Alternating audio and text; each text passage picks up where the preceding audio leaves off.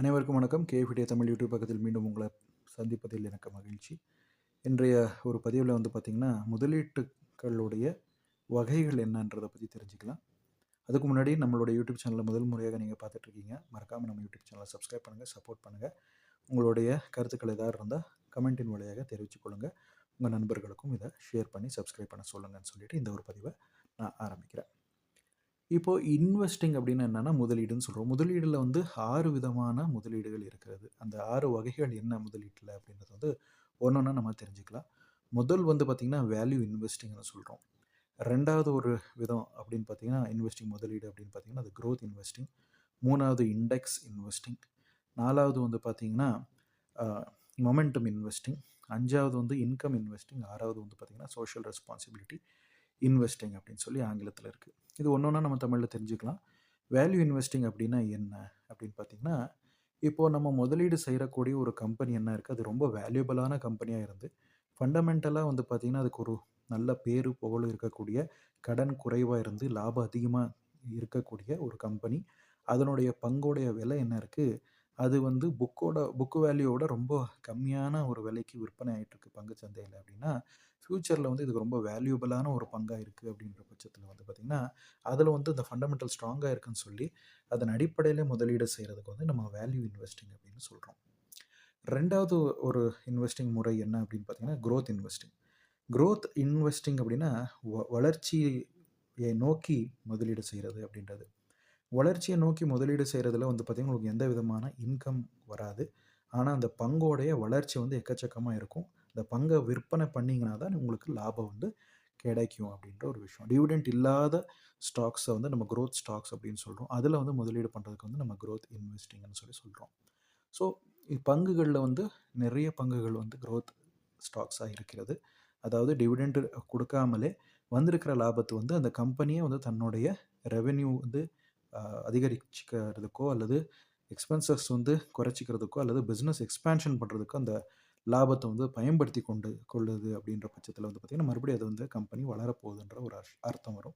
அதனால் பார்த்திங்கன்னா இது க்ரோத் இன்வெஸ்டிங்னா ஒரு முறையாக இருக்குது, ஒரு முதலீடுன்னு சொல்லி நம்ம கருதப்படுகிறது. இந்த வளர்ச்சியை நோக்கி பண்ணும் முதலீடு. மூணாவது ஒரு முதலீடு பார்த்திங்கன்னா இண்டெக்ஸ் இன்வெஸ்டிங் அப்படின்னு சொல்லி. இண்டெக்ஸ் அப்படின்னா என்னென்னா, நம்மளுடைய அன்றாட ஷேர் மார்க்கெட்டில் பார்த்திங்கன்னா நிறைய கம்பெனிகள் இருக்குது, ஆயிரக்கணக்கான கம்பெனிகள் இருக்குது. அதே போலவே நிறைய செக்டர்ஸ்கள் இருக்குது. பேங்கிங் செக்டர் இருக்குது, ஐடி செக்டர், ஃபார்மா செக்டர்.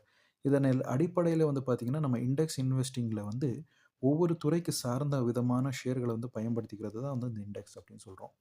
அதே போலவே நம்ம தேசத்தில் பங்கு சந்தைன்னு பார்க்குறப்போ 2 எக்ஸ்சேஞ்ச் இருக்கும். ஒன்று நேஷ்னல் ஸ்டாக் எக்ஸ்சேஞ்ச், இன்னொன்று பாம்பே ஸ்டாக் எக்ஸ்சேஞ்ச். இந்த 2 பங்கு சந்தையோடைய இண்டெக்ஸ் பார்த்திங்கன்னா நிஃப்டி அப்புறம் சென்செக்ஸ்.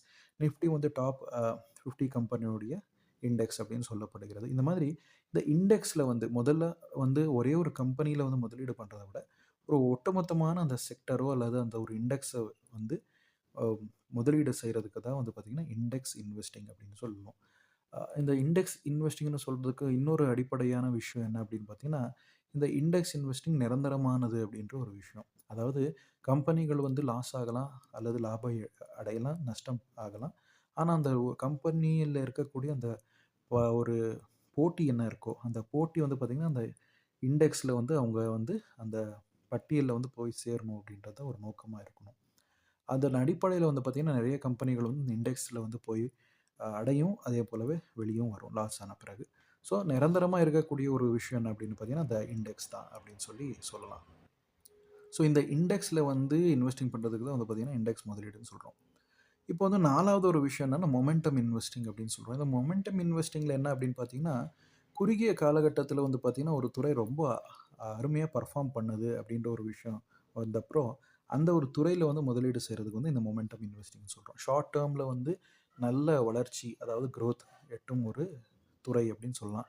உதாரணத்துக்கு பார்த்திங்கன்னா கோவிட் சந்தர்ப்பத்தில் ஃபார்மா கம்பெனி நல்லா பர்ஃபார்மன்ஸ் கொடுத்துச்சு. அந்த மாதிரி இந்த குறுகிய காலகட்டத்தில் அதிகமான லாபம் கொடுக்கக்கூடிய ஒரு கம்பெனியோடைய பங்குகள்லையோ அல்லது இண்டெக்ஸ்லையோ முதலீடு பண்ணுறதுக்கு தான் இந்த மொமெண்டம் இன்வெஸ்டிங் அப்படின்னு சொல்கிறோம், மொமெண்டம் முதலீடுன்னு சொல்கிறோம். 5வது ஒரு விஷயம் என்னென்னா இன்கம் இன்வெஸ்டிங். ஸோ இன்கம் இன்வெஸ்டிங்னா உங்களுக்கு பேசிவ் இன்கம் ஜென்ரேட் பண்ணக்கூடிய அசெட்ஸில் முதலீடு செய்கிறது. மாதத்துக்கு அல்லது பார்த்திங்கன்னா 6 மாதத்துக்கோ 3 மாதத்துக்கோ உங்களுக்கு ஒரு இன்கம் டிவிடெண்ட் மூலமாக வரக்கூடிய ஸ்டாக்ஸாக இருக்கலாம், அல்லது மாதம் மாதம் கொடுக்கக்கூடிய எஃப்டி இருக்கலாம், அல்லது பாண்டா இருக்கலாம், அல்லது சேவிங்ஸ் அக்கவுண்ட் கூட இருக்கலாம். இதன் வழியாக உங்களுக்கு பேசிவா இன்கம் வந்து ஜென்ரேட் ஆயிட்டு குடுக்குது. வட்டி வந்து குட்டி போட்டு, அந்த குட்டி வந்து உங்களுக்கு மாசம் மாசமா வந்து உங்களுடைய வங்கி கணக்குல வருது அப்படின்றப்ப அந்த பணம், அதுக்கு வந்து நம்ம இன்கம் இன்வெஸ்டிங்ன்னு சொல்றோம். இதில வந்து பார்த்தீங்கன்னா, வெறும் ஸ்டாக் மட்டும் கிடையாது. ரியல் எஸ்டேட் கூட ஒரு உதாரணமா சொல்லலாம். ரென்ட்டுக்கு வந்து ஒரு உங்களுடைய வீட குடுக்குறதாகட்டும், அல்லது ஒரு பிசினஸா இருந்துச்சுன்னா, காம்ப்ளெக்ஸ் இருந்துச்சுன்னா, அத வந்து வாடகைக்கு குடுக்குறதாகட்டும். இது வந்து ரென்டல் இன்கம் ஜெனரேட் பண்ணி குடுக்குது இல்லையா? மாசம் மாசம். அதனால இது வந்து இன்கம் இன்வெஸ்டிங் அப்படின்னு சொல்லப்படுகிறது. 6வது ஒரு விஷயம் என்னன்னு பார்த்தீங்கன்னா, சோஷியல் ரெஸ்பான்சிபிலிட்டி இன்வெஸ்டிங் அப்படின்னு சொல்றோம். இந்த சோஷியல் ரெஸ்பான்சிபிலிட்டி இன்வெஸ்டிங் அப்படின்னு பார்த்தீங்கன்னா, நம்மளுக்கு வந்து எந்த விதமான பொருளாதார ரீதியான ஒரு ரிட்டர்ன்ஸ் இல்லாம, சமுதாயத்தோடைய வளர்ச்சிக்காக கொடுக்கக்கூடிய ஒரு ரிட்டர்ன்ஸ் என்ன இருக்கோ, இந்த சமுதாய வளர்ச்சி மூலமாக ஒரு பேரு, புகழு, அதுக்கேத்த மாரி ஒரு கௌரவம் கிடைக்கும் அப்படின்ற பட்சத்தில வந்து பார்த்தீங்கன்னா, நெறைய பேர் இந்த சோஷியல் ரெஸ்பான்சிபிலிட்டி இதில வந்து போடுறாங்க இன்வெஸ்டிங்ல.